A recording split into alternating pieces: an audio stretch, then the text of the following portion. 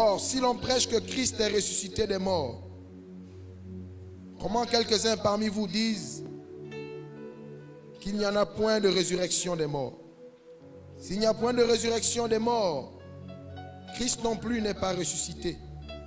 Et si Christ n'est pas ressuscité, notre prédication est donc vaine. Et votre foi aussi est vaine.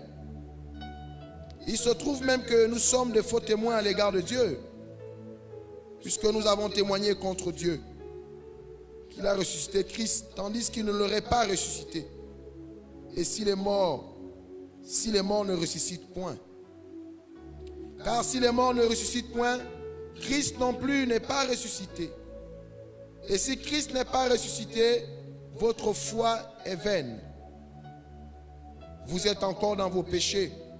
Et par conséquent aussi, ceux qui sont morts en Christ sont perdus. Si c'est dans cette vie seulement que nous espérons en Christ, nous sommes les plus malheureux de tous les hommes. Alléluia. Vous pouvez continuer la lecture à la maison.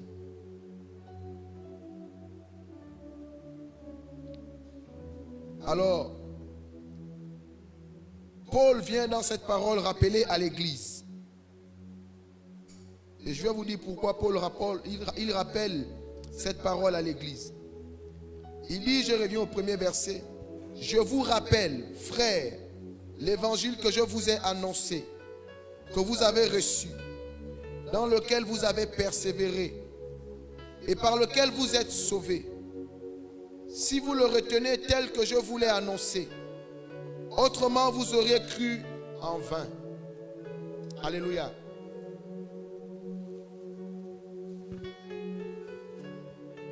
Vous savez, Paul vient dans cette lettre rappeler aux Corinthiens qu'il leur a annoncé un évangile. Je crois pour ma part que pour la plupart d'entre vous, vous savez au moins pourquoi vous êtes là ce matin.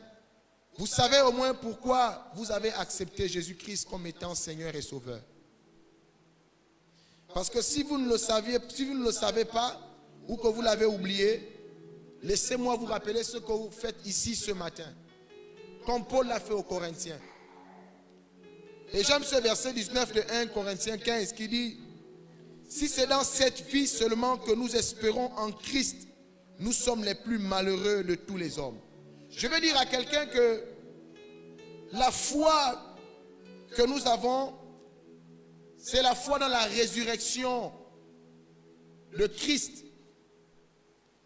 Alléluia. Tu n'es pas là parce que tu espères seulement dans cette vie.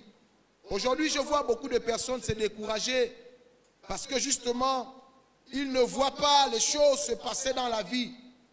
Mais laisse-moi te rappeler que lorsque tu as reçu l'évangile, sauf si ce n'est pas cet évangile que tu as reçu, mais pour la plupart, ceux à qui j'ai annoncé l'évangile la toute première fois, qui se sont convertis sous mon ministère, qui ont accepté le Seigneur, ils savent l'évangile que j'ai toujours annoncé. C'est de dire aux bien-aimés qu'un jour, nous vivrons avec le Seigneur. Alléluia. Parce que vous savez, si on ne vous ramène pas à la base, Paul est venu rappeler aux Corinthiens cette parole parce qu'il a senti à un moment donné qu'il y a eu un relâchement. Est-ce qu'aujourd'hui, tu crois que tu as accepté Jésus parce qu'un jour tu vas ressusciter? Est-ce que tu as en âme et conscience qu'un jour tu vas ressusciter? Est-ce que tu as accepté Jésus pour la vie éternelle? C'est vrai qu'on ne prêche plus cela. Ce qui fait qu'à un moment donné, le peuple et ceux qui ont reçu la parole de Dieu ont l'impression que ce qu'ils vivent est un non-sens. Ils ont l'impression de venir dans la présence de Dieu et ils finissent par s'ennuyer. Comme si en fait, on leur avait dit que quand vous êtes venus avec Jésus là, quand vous avez accepté Jésus, vous verrez tout sur cette terre. Et que votre foi est basée sur le fait que Dieu va vous donner tout sur la terre. Bien-aimés, celui qui vous a dit ça vous a menti. Ta foi et ma foi reposent sur notre résurrection. Nous acceptons Jésus et nous croyons. Moi personnellement, j'ai accepté le Seigneur parce qu'il m'a été dit que Jésus est mort, il est ressuscité. Et qu'en l'acceptant, moi aussi un jour, quand je vais mourir, Dieu va me ressusciter et je vivrai avec lui. De toutes les façons, sachez une chose. Pour accéder à la vie éternelle, il faut passer par la mort. On mourra. Alors si nous avons accepté le Seigneur seulement pour cette vie-là, la Bible dit, nous sommes les personnes les plus malheureuses. Parce que l'évangile est basé sur la résurrection de Christ.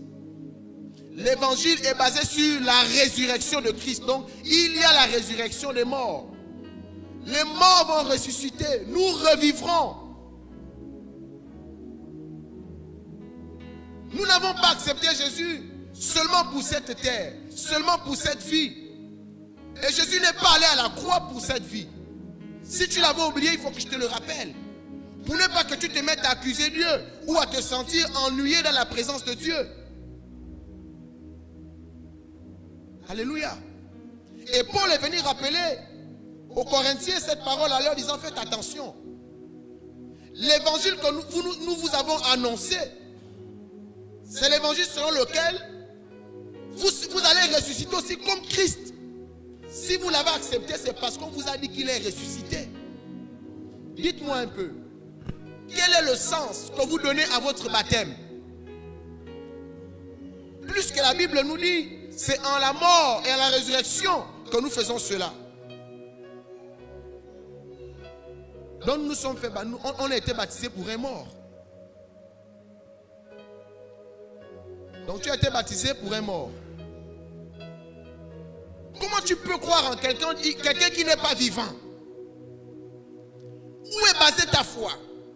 Sur cette vie ou sur celle que Christ te promet après cette vie? Parce que tout part de là. Si tu estimes que tu as accepté Jésus seulement pour cette vie, je suis désolé de te dire, c'est peine perdue. Jésus n'est pas mort pour cette vie-là. Jésus est mort pour t'accorder la vie éternelle. Parce que sachez une chose, malgré tout ce que vous obtiendrez sur cette terre, la Bible dit, sur cette terre, il y a les voleurs, il y a la teigne, il y a la rouille. Tout est appelé à être détruit. Où est ta foi? Est-ce que tu dors et tu te réveilles avec le fait qu'un jour, je serai avec le Seigneur. Je vivrai avec Dieu. Je le verrai vis-à-vis.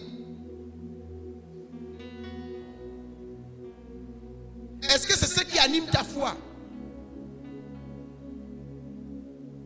Ou nous passons le temps à croire en fait que, comme on nous a annoncé un autre évangile, qui vient faire justement obstacle à cet évangile, qui nous permet de persévérer.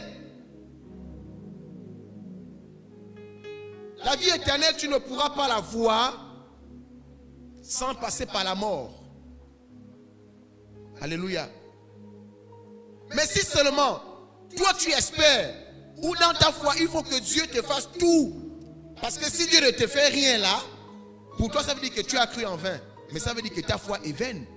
Parce que nous prêchons la résurrection de Christ. Nous disons que Christ est ressuscité. Est-ce que c'est vrai? Mais ce n'est pas vrai de la vie de beaucoup de personnes. Les gens ne croient pas en Christ ressuscité. Et ce n'est pas sur cela qu'ils ont basé leur foi. Ce n'est pas sur cet évangile qu'ils s'appuient pour être fortifiés. Et ils s'appuient sur l'évangile selon lequel Dieu va nous bénir tellement dans cette vie et les gens verront la gloire de Dieu. Quand Dieu ne le fait pas, ils n'ont plus de foi. Mais malheureusement, si tu ne t'es pas enseigné, laisse-moi te dire ce matin, comme Paul a rappelé aux habitants de Corinthe, l'évangile que on vous a annoncé, ce n'était pas de vous dire que Dieu va vous élever sur la terre là. On vous a dit, acceptez Jésus-Christ comme Seigneur et Sauveur personnel, parce que vous vivrez avec lui éternellement. Et je réitère ce matin en disant, Je n'ai jamais dit à quelqu'un, accepte Jésus parce que Jésus va t'élever, va te donner les biens. Moi, je n'ai jamais dit. J'ai dit, accepte Jésus parce que tu auras la vie éternelle. Voici l'évangile que nous prêchons. L'évangile de la résurrection. Parce qu'après cette vie, il y aura une autre vie. Mais le passage entre les deux, c'est la mort. C'est pourquoi celui qui croit en Christ, il n'a pas peur de la mort. Parce qu'il sait que, comme Paul dit, la mort mène un gain. C'est la mort qui nous permet maintenant d'avoir part à l'héritage, à la promesse de Dieu. Mais qu'est-ce qui se passe? Aujourd'hui, les chrétiens ont peur de la mort. Pourquoi? Parce qu'ils estiment qu'ils n'ont pas tout reçu. On leur a dit, en acceptant Jésus, vous allez tout recevoir. Ce n'est pas vrai. Et ce n'est pas ça l'évangile de Dieu. Jésus n'est jamais allé à la croix pour te donner le bien du monde. Il faut qu'on rappelle cela à l'église. Sinon tu ne seras pas sauvé. Parce que Paul dit clairement, au verset 2, je vais reprendre la partie du verset 1. Je vous rappelle, frères, l'évangile que je vous ai annoncé, que vous avez reçu, dans lequel vous avez persévéré et par lequel vous êtes sauvés. Alléluia. Et par lequel vous êtes sauvés. Et il continue en disant, si vous le retenez tel que je vous l'ai annoncé, autrement vous aurez cru en vain. Ça veut dire que si tu ne retiens pas ce que je te dis ce matin, ce que la parole de Dieu te rappelle, que notre foi est basée sur la résurrection de Christ. On croit parce qu'on dit Jésus est ressuscité. Donc nous aussi on va ressusciter. Alléluia. Et Paul insiste en disant au verset 19, si c'est seulement dans cette vie que nous espérons en Christ, combien d'entre nous espèrent en Dieu seulement pour cette vie? Combien sont malheureux parce que ils se disent, mais où est le Dieu qu'on m'a prêché? Si nous sommes honnêtes, combien se relâchent parce qu'ils posent la question de savoir, mais où est le Dieu qu'on m'a dit, il est capable de me lever? Combien abandonnent parce qu'ils se disent en eux, mais finalement, je vois même que les méchants prospèrent. Stupidité. Beaucoup disent, je vois même que ceux qui ne vont pas à l'église sont bien. Stupidité. Si c'est l'évangile qu'on t'a annoncé, on t'a annoncé un faux évangile. La Bible dit que si c'est dans ça que vous êtes demeurés, alors normalement les plus malheureux, donc ce sont les chrétiens.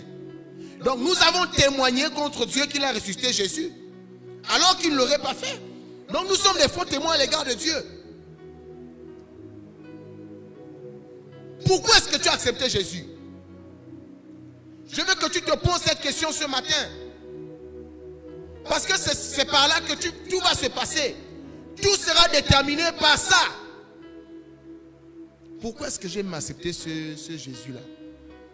Je l'ai accepté pourquoi? Est-ce que tu peux être sincère avec toi-même ce matin et te poser la question de savoir, mais pourquoi est-ce que j'ai accepté Jésus? Je te dis, si tu es honnête avec toi-même, tu auras peur de ta réponse.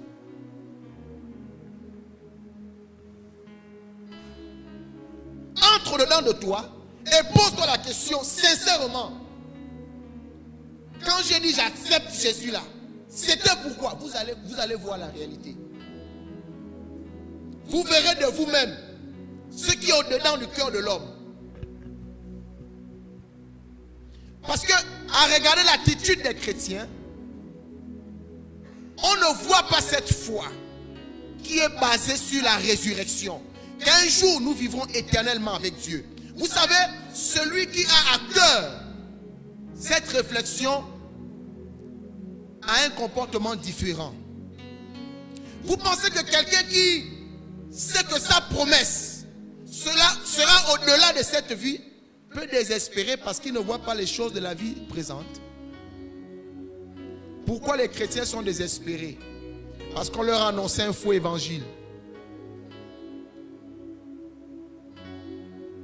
Jésus va te bénir. Jésus va te guérir. Jésus va t'élever. Mais après on meurt. Soyez un peu intelligents.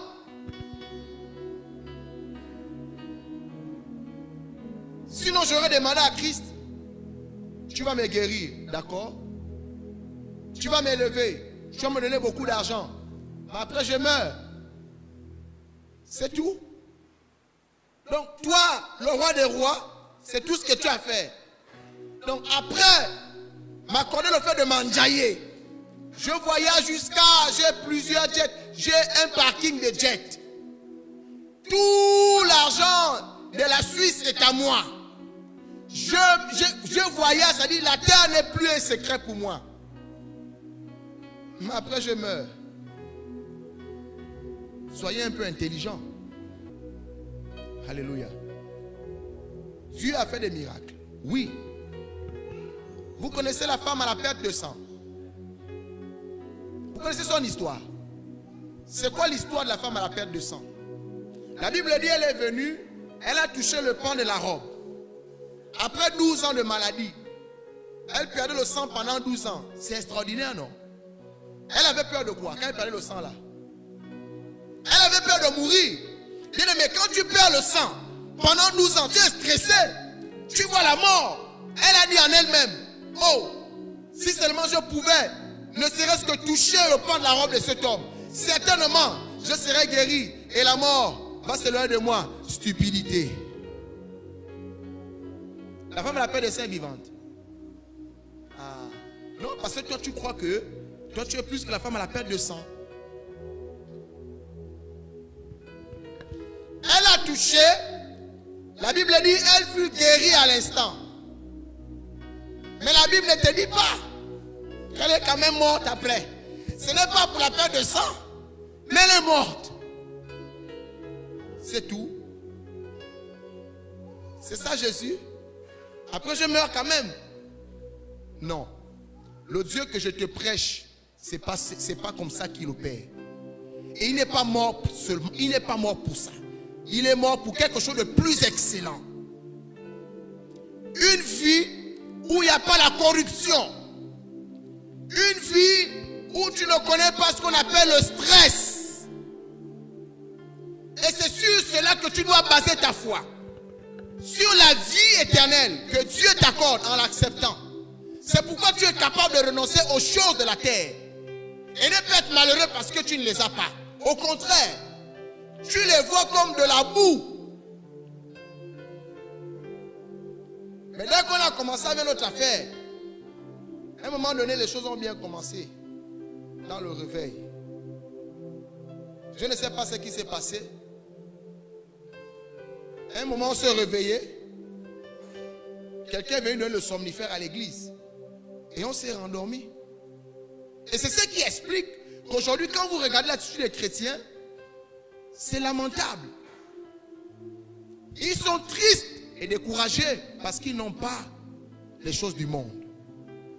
Ne me dites pas le contraire, c'est la vérité. Même on est là entre nous, hein? Voilà, ne faisons pas les grands spirituels. Dieu te prêche pour que tu reçoives la connaissance et la vérité, pour que tu apprennes à t'interroger.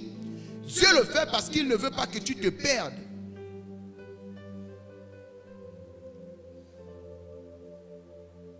Nous sommes venus à Christ tous autant que nous sommes parce qu'on avait des difficultés. Mais je vais te dire, je t'ai pris l'exemple de la femme à la perte de sang pour te dire, tu es malade, tu cherches quelque chose, tu cherches le mariage, tu cherches les choses du monde, Dieu peut te les donner. Et après,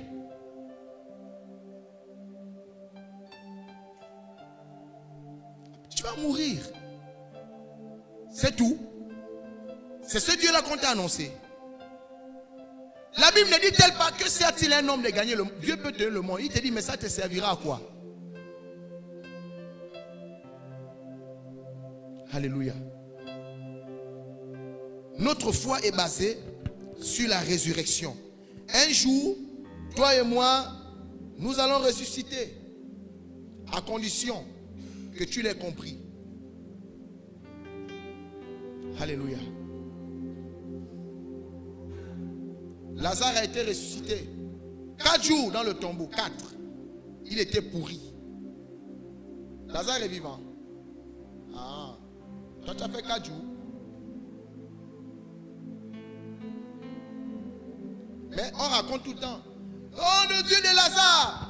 Oui, le Dieu qui est capable de ressusciter, mais après tu vas mourir.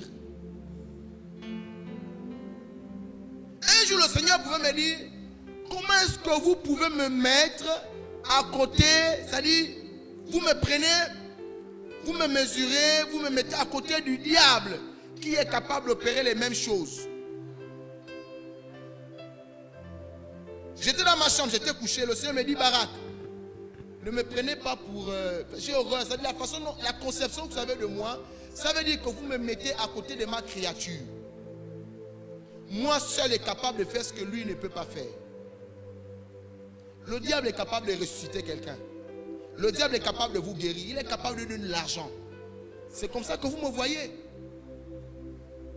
Moi je vais au-delà. Je donne la vie et la vie éternelle. Et le genre de vie que le diable ne peut pas vous donner.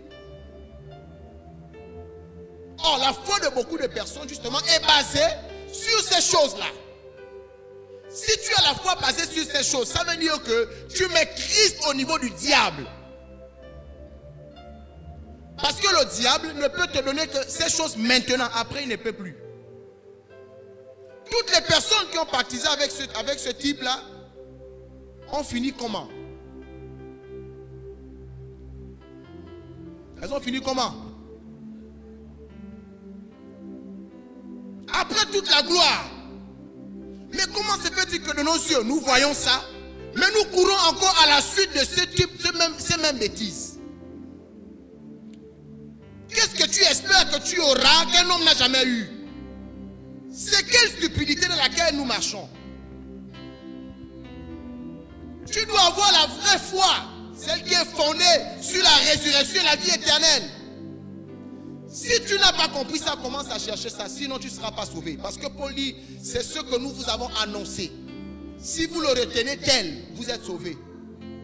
Parce qu'ils ont commencé à dire, ah, est-ce que les morts ressuscitent? Mais finalement, donc, nous, ce qu'on vous a annoncé là, c'était pour faire quoi? Mais donc, si après la résurrection des morts, donc Jésus dont on parle là, donc Jésus n'est pas ressuscité, donc on a menti, donc Dieu nous a menti.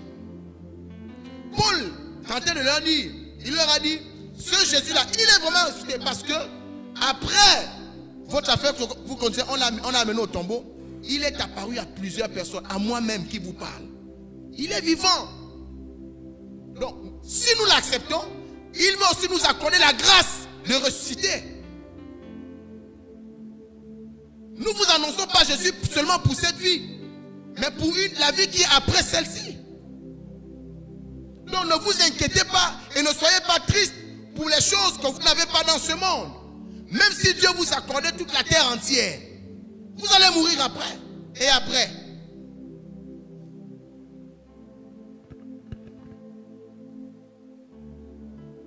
Est la vraie foi. La Bible dit, heureux ceux qui meurent dans le Seigneur. Si tu écoutes ce que je te dis ce matin, il y a quelque chose qui va changer dans ton cœur. Tu n'auras même plus peur de la mort. Pourquoi les gens ont peur de la mort? Parce qu'ils se disent, comme les gens racontent au quartier, on ne vit qu'une seule fois. Moi, je ne vis pas qu'une seule fois.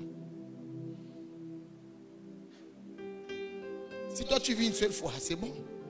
Moi, je ne vis pas une seule fois. Parce que le Dieu que j'ai accepté a dit, si je crois en lui, je vivrai.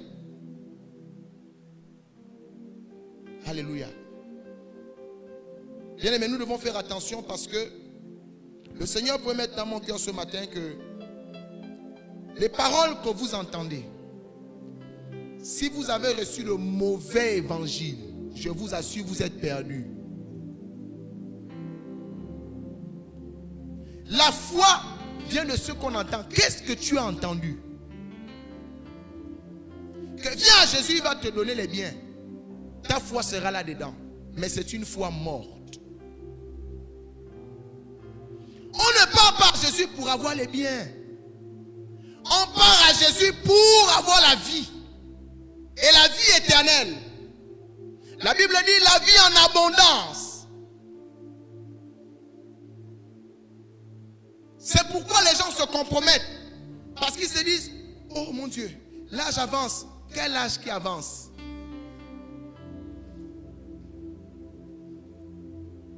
qui avance. Lui, à quel âge? Donnez-moi l'âge de Dieu.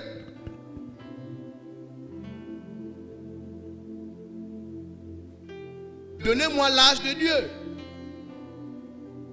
Mais toi, tu dis l'âge avance. La Bible dit que celui qui vit en toi est plus grand et plus fort que celui qui est dans le monde.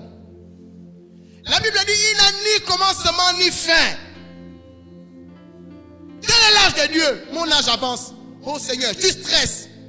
Tu as reçu un faux évangile.